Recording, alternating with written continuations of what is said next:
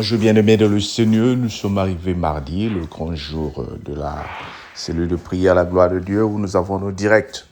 Ce soir, nous aurons le direct avec la sœur Stéphanie qui va nous prêcher sur un bon thème. Dieu écoute la prière des enfants. Dieu aime les enfants. Je t'invite d'être connecté ce soir. Mais avant cela, nous sommes en train de lire, continuer nos études. Ce matin, nous allons faire une longue lecture. Parce que le chapitre 27, pour bien le comprendre, il faut le lire un peu jusqu'au fond.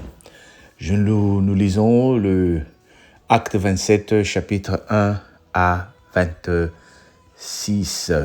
Acte 27, chapitre 1 à 26. Ayant la patience et suivant les Écritures. Si tu n'as pas ta Bible, tu suis avec moi. Lorsqu'il fut décidé que nous nous embarquons pour l'Italie, on remit Paul et autres prisonniers à un centenier de la cour haute, Auguste, nommé Gélus. Nous montâmes sur un navire d'Adramite qui devait côtoyer l'Asie, et nous partîmes. Ayant avec nous Aristarque, macédonien de Thessalonique, le jour suivant, nous abordâmes à Sidon. Et Gélus, qui traitait Paul avec bienveillance, lui permit d'aller chez ses amis et de recevoir leurs soins. Partis de là, nous logeâmes l'île de Chypre, parce que les vents étaient contraires. Après avoir traversé la mer qui baigne la Cilicie et la Pamphylie, nous arrivâmes à Myra en Lucie. Et là, le centenier ayant trouvé un navire d'Alexandrie qui allait en Italie, nous y fit monter. Pendant plusieurs jours, nous naviguâmes lentement et ce fut pas sans difficulté que nous atteignîmes la hauteur des Cides, où le vent ne nous permit pas d'aborder. Nous passâmes au-dessus de l'île de Crète, du côté de Salome. Verset 8. Nous la côtoyâmes avec peine et nous arrivâmes à un lieu nommé Beauport, près duquel était la ville de Lacée. Un temps assez lent était écoulé et la navigation devenait dangereuse, car l'époque même du jeûne était passée.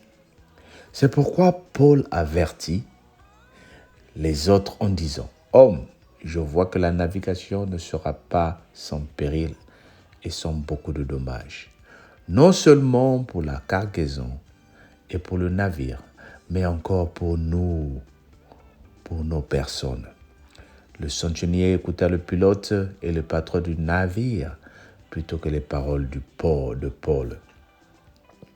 Et comme le port n'était pas bon pour hiverner, la plupart furent d'avis de le quitter pour tâcher d'atteindre Phénix, port de Crète, qui regarde le sud-est et le nord-est afin d'y passer l'hiver.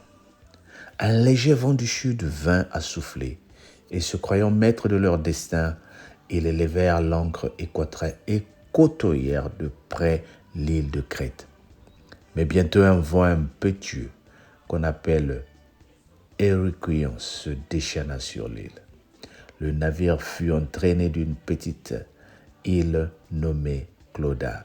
Le navire fut entraîné, sans pouvoir lutter contre le vent, et nous laissâmes aller à la dérive. Nous passâmes au-dessus d'une petite île nommée Clauda, et nous eûmes de la peine à nous rendre maîtres de la chaloupe. Après l'avoir hissé, on se servit des moyens de secours pour ceindre le navire et dans la crainte de tomber sur la citre. On abaissa les voiles, c'est ainsi qu'on se laissa emporter par le vent. Comme nous étions violemment abattus par la tempête, le lendemain on jeta la cargaison à la mer. Là nous sommes au verset 18, nous allons prendre le 20. Je vous ai dit que c'est une longue lecture, mais suis avec moi s'il te plaît. Et le troisième jour, nous y lançâmes de nos propres mains les agres du navire. Le soleil et les étoiles ne parurent pas pendant plusieurs jours, et la tempête était si forte pour que nous nous perdîmes enfin tout espoir de nous sauver. On n'avait pas mangé depuis quelques jours, depuis longtemps.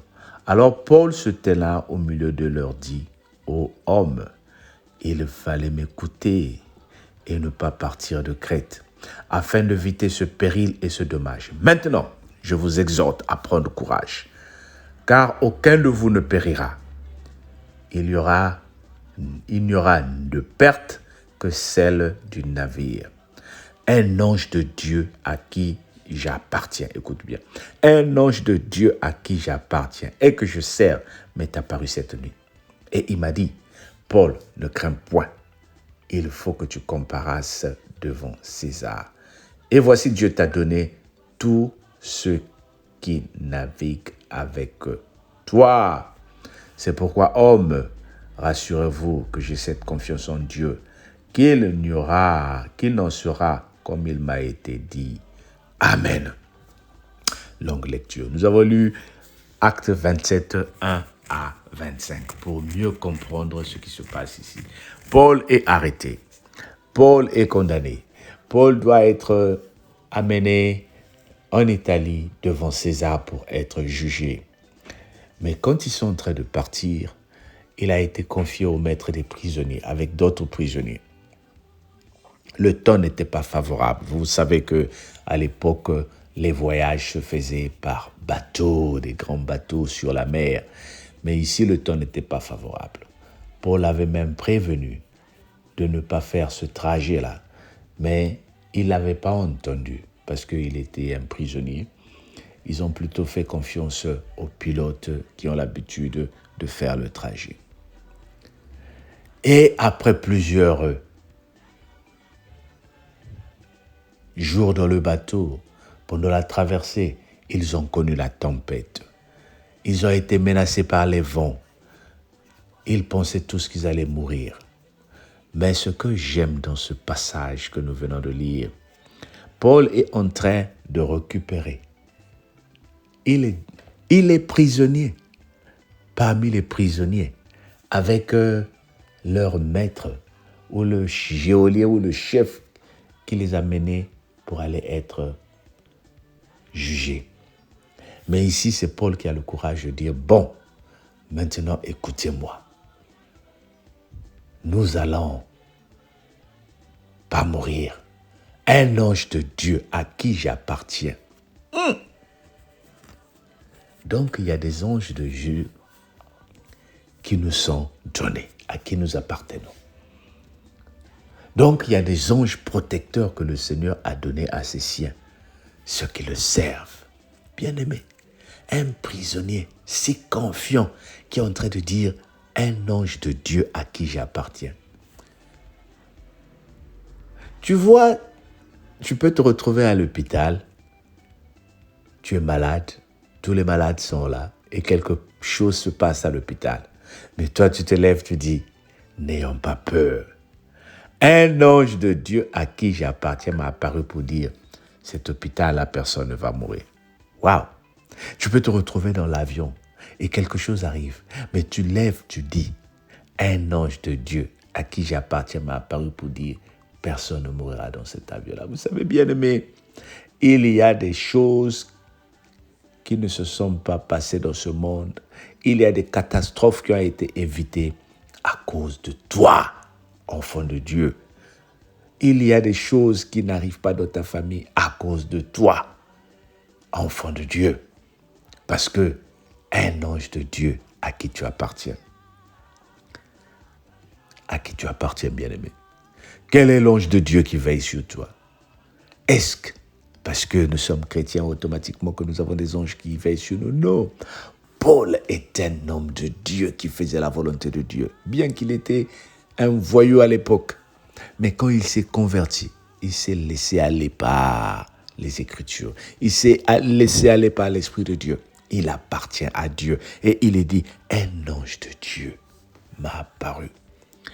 Pour que toi et moi, nous puissions faire de telles déclarations, il faut que nous soyons ces personnes qui sont accros à la prière, qui sont accros au principe de l'Éternel, qui sont accros. Oh, bien-aimé, là, je suis en train de parler à une personne. une situation va s'arriver au cours de ce mois. Toi, tu vas dire, un homme de Dieu que j'écoute tous les matins sur YouTube m'a donné un message qui m'a fortifié. Et j'ai la foi que ce mois de décembre, que ce mois de septembre est un mois béni. Tu vois d'où viennent ces choses-là. Un homme de Dieu que je suis sur Facebook et sur Skype m'a donné des paroles qui confirment que Dieu m'a parlé et je confesse que je veux me marier. Un homme de Dieu qu'on appelle Papa Alain m'a rassuré avec les paroles. Dieu m'a parlé à travers lui et je sais que je vais être régularisé. Un homme de Dieu m'a dit que, oh, nous avons prié ensemble, je veux voyager et je reviendrai. Rien ne se passera. Pour dire ces choses-là, il faut que tu comptes sur quelque chose. Sur quoi comptes-tu? Quel est l'ange de Dieu qui t'apparaît? Quel est l'homme de Dieu qui te parle? À quel mouvement appartiens-tu? Tu es où? Tu es où? Est-ce que tu es partout? Ou tu es dans un endroit où tu peux dire, je suis membre de la cellule de prière à la gloire de Dieu. Je suis membre de l'église évangélique du Congo. Je suis membre de l'église Intel.